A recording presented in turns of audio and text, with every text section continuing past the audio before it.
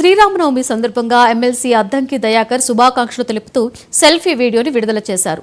మీనాక్షి నటరాజన్ గురించి పూర్తిగా తెలుసుకోకుండానే బండి సంజయ్ మాట్లాడారు. ఆమె సామాజిక ఉద్యమ నాయకురాలు, గాంధేయవాది, రాజకీయ నాయకురాలు, తెలంగాణ కాంగ్రెస్ పార్టీ ఇన్ఛార్జిగా ఉన్నారని బండి సంజయ్కి గుర్తు చేశారు.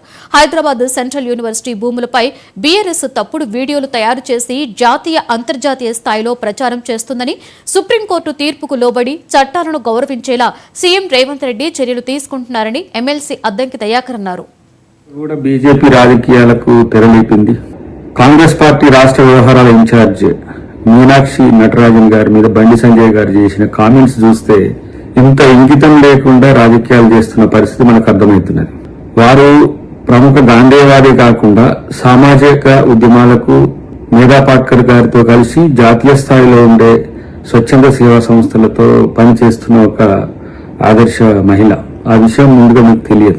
తర్వాత కాంగ్రెస్ పార్టీ రాష్ట్ర వ్యవహారాల ఇన్ఛార్జిగా ఇక్కడ జరుగుతున్న ప్రధానమైన అంశాలన్నింటినీ కూడా అటు ఏఐసిసికి ఇటు సమాజానికి వాస్తవ పరిస్థితులు చెప్పాల్సిన బాధ్యతతో కూడిన వ్యక్తి. కాబట్టి మీనాక్షి నటరాజన్ గారు ఎవరు ఇక్కడ కమిటీకి సంబంధించి చేయడానికి? మీరు ఫ్యాక్ట్ ఫైండింగ్ కమిటీ వేయండి, మోడీ గారిని పెట్టేయండి. మరి మీరు బీజేపీ ఇలాంటి ఏమంటాము అజ్ఞానపూరిత స్టేట్మెంట్స్ వల్ల మీ స్థాయి కేంద్ర మంత్రులు, మీరు సహాయ మంత్రి అన్నా అందరు అసహాయ మంత్రి అని మిమ్మల్ని అంటున్నారు. వారు కేబినెట్ మంత్రి అయినా కిషన్ రెడ్డి గారిని ఏ విధంగా చూస్తుందో మీరందరూ అర్థం చేసుకోవాల్సిన సందర్భం ఉంది. ఈ రోజున కూడా బీజేపీ రాజకీయాలకు